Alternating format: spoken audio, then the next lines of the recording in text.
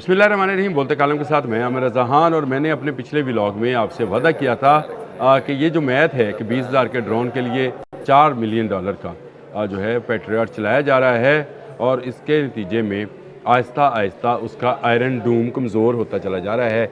यहाँ अमेरिका का वो इंस्टॉलेशंस जो कि मिसाइल्स और जहाज़ों को रोकने के काम आती है, वो कमज़ोर होती चली जा रही है।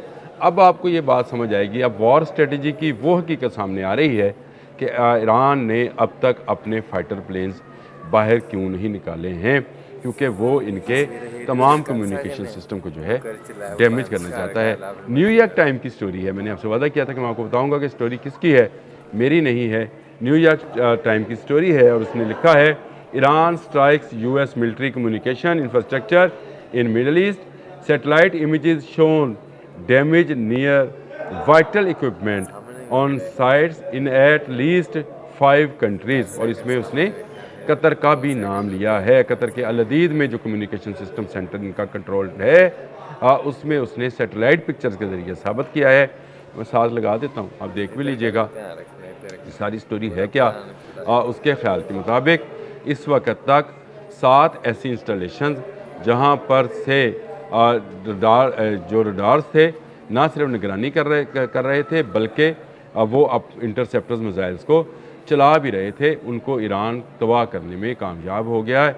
इन 5 मुल्कों में कुवैत शामिल है, कतर शामिल है, बहरीन शामिल है, इराक शामिल है, और जो है मुत्तहिदा अरब अमारात शामिल हैं। कि इन 5 ममालिक के मतलब तो ये ख़बर अब न्यूयॉर्क टाइम्स ने छाप दी है कि मिडल ईस्ट में जो कम्युनिकेशन सिस्टम्स और उसके रडार्स हैं, यानी जो अल-अदीद एयरबेस की तस्वीर जो इस जरीदे ने छापी है, उसमें उसने सैटेलाइट इमेज, और ये भी मैं बता दूं, मैं साथ में लगा रहा हूं, उन्होंने कहा कि भाईजान ये सारी तस्वीरें जो हैं ये वो ओरिजिनल तस्वीरें हैं, इनका फैक्ट चेक जो है वो कर लिया गया है, इसमें से कोई ऐसी नहीं है जो AI से तैयार करदा हो। और उसने बताया कि अल-अदीद एयरबेस के ऊपर जो डिशेस लगी हैं रडार्स की, वो टूटी फूटी पड़ी हैं। कहा यह जा रहा था कतर की तरफ से, कल भी ये कहा गया कि ईरान की तरफ से 2 मिसाइल आए, हमने इंटरसेप्ट करके उनको मार गिराया, और वो मिसाइल्स के टुकड़े जो हैं वो मुख्तलिफ जगहों पर गिरे। एक बच्ची की, खैर 11 साल बच्ची की टुकड़ा लगने से जान भी गई, लेकिन सारे मिसाइल जो हैं वो नहीं रोक पाए हैं, और इसी वजह से अल-अदीद एयरबेस की तस्वीर जो है वो सामने आ गई। इसके अलावा भी बेशुमार तस्वीरें हैं, बेशुमार तस्वीरें भी हैं, और फिर स्टोरीज़ भी हैं, और ये स्टोरीज़ जो हैं अब इंटरनेशनल और नेशनल मीडिया के ऊपर आ रही हैं। मैं इसमें जो है मैंने आपसे वादा किया है कि मैं इसकी तस्वीरें भी आपको दिखाऊंगा, और मैं आपको उसके मुतालिक उसमें जो लिखा है वो भी बताऊंगा। अब तस्वीरें तो मेरे सामने खुल गई हैं जी, जिसमें 3 इसके राइटर्स हैं, बाय डेरन लीम हैं, हेले विल्स हैं, एंड यानी ये सारे के सारे 19 से Iranian struck conducted over the weekend and Monday damaged structures that they are part of near. ये पूरी स्टोरी है, तस्वीर में साथ लगा रहा हूँ, अपने देखने के लिए देख भी लीजिएगा। और इसके नीचे जो है उन्होंने वो तमाम तस्वीरें छापी हैं जहाँ जहाँ पर ईरानियों ने, एक वीडियो भी है जिसमें satellite imagery taken of the headquarter the following day showed that the at least 1 additional red dome was destroyed. यानी एक ऐसा डोम जो कि हेडक्वार्टर में बनाया गया था। ये अल-अदीद की ही मेरा हाल है तस्वीर है जो उन्होंने दी। इसके बाद सैटेलाइट इमेजेस हैं मुख्तलिफ इलाकों के कतर समेत, और उनमें उन्होंने दिया है। तो इस तरह से देखा जाए तो ईरान थका रहा है। मैंने अपने पिछले व्लॉग में भी ये कहा था कि ईरान अमेरिका को थका रहा है, उसका जो आयरन डूम है इसराइल को बचाने के लिए, उसको हर आने वाले दिन के साथ कमज़ोर कर रहा है। ना ब्लूमबर्ग ईरान का अखबार है, ना मीडिया है, और ना ये इस्लामी किसी मुल्क का अदारा है, ना न्यूयॉर्क टाइम जो है ये किसी इस्लामी मुल्क का अखबार या वेबसाइट है।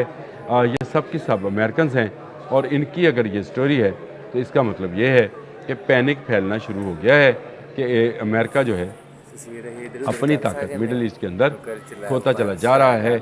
मेरे पास वो फुटेजेस भी हैं जिसमें दुबई के एक होटल के पार्किंग के अंदर अरबोंपति जो लोग हैं वो गद्दे बिछाकर सो रहे हैं। पार्किंग लॉट, गाड़ियां बाहर निकाल दी गई हैं, और पार्किंग लॉट के अंदर वो सो रहे हैं। उसकी अगर मैं तस्वीर साथ लगा सका तो ज़रूर लगाऊंगा। मेरे पास वैसे वीडियो भी है उसकी, और वो वीडियो जो है वो शो कर रही है कि उनके लिए बिस्तर बिछाए जा रहे हैं, उनके लिए गद्दे बिछाए जा रहे हैं, और वो सैकड़ों की तादाद में उस बेसमेंट पार्किंग के अंदर छुपने पर जो है मजबूर हैं, क्योंकि उनकी बड़ी बिल्डिंगों पर ईरानी शायद 136 जो है कामाकाजी ड्रोन जो हैं वो हिट कर रहे हैं। और ये ड्रोन्स को अभी तक रोकना जो है कुछ ज़्यादा आसान नहीं रहा, क्योंकि ये बहुत निचली प्रवास करते हैं। लॉन्ड्रिंग इनको समझा जाता है, यानी निचली प्रवास करते हुए ये अपनी चूंच में बरूद भरकर गिराते हैं। वैसे ही जैसे सूरह फील में है कि अबाबील जो हैं उनकी चूंच में और उनके पंजों में जो है पत्थर थे जो खाया हुआ भुस बना देते थे। ये शाहिद 136 भी जो है ये वैसे ही एक अबाबील है जो ईरान की तरफ से आती है और उड़ती हुई बिल्डिंगों से टकराती है, और वो CIA का ऑफिस होता है या एम्बेसी होती है अमेरिका की, और इससे टकराने के बाद जो धमाका होता है उसकी गूंज न्यूयॉर्क और वाशिंगटन तक, और उस सिचुएशन रूम पर जिसकी तस्वीर में दिखाया गया है कि डोनाल्ड ट्रंप USA वाली टोपी पहनकर मुफक्कर बनकर बैठे हुए हैं, यानी तफक्कर कर रहे हैं, फ़िक्रमंद हैं इस वॉर में, जिसमें उनको या तो वो धकेले गए हैं या वो खुद आए हैं। लेकिन ये बड़ी एक दलदल है जिसमें आहिस्ता आहिस्ता अमेरिका धंस रहा है। कहीं उसकी बैटरीज जो हैं वो नकारा हो रही हैं, और कहीं उसके मिसाइल्स, कीमती मिसाइल जो हैं सस्ते ड्रोन्स को तलाश करने में ज़ाया हो रहे हैं। लेकिन ड्रोन्स जो हैं वो रुकने का नाम नहीं ले रहे। गो डोनाल्ड ट्रंप ने ये बात कही कि उन्होंने ईरान का तमाम दिफाई इंफ्रास्ट्रक्चर को बाशमूल फ़ज़ाइया, बाशमूल बहरिया, बाशमूल मिसाइल्स और बाशमूल ड्रोन्स ख़त्म कर दिया है। अगर ख़त्म कर दिया है तो फिर दुबई में जो ड्रोन्स लग रहे हैं वो किसके हैं? जो रियाज़ में आपकी एम्बेसी पर ड्रोन लगा, जिसका मतलब है कि ये तमाम ड्रोन्स जो हैं ये इसराइल की तरफ से आ रहे हैं। ईरान तो नहीं फिर चला रहा, ईरान का तो आपने इंफ्रास्ट्रक्चर ख़त्म कर दिया। फिर आपको जो आपके पेट्रियट मिसाइल जो हैं अपने जहाज़ों को कैसे गिरा रहे हैं, अगर सारे का सारा इंफ्रास्ट्रक्चर ईरान का ख़त्म हो चुका है?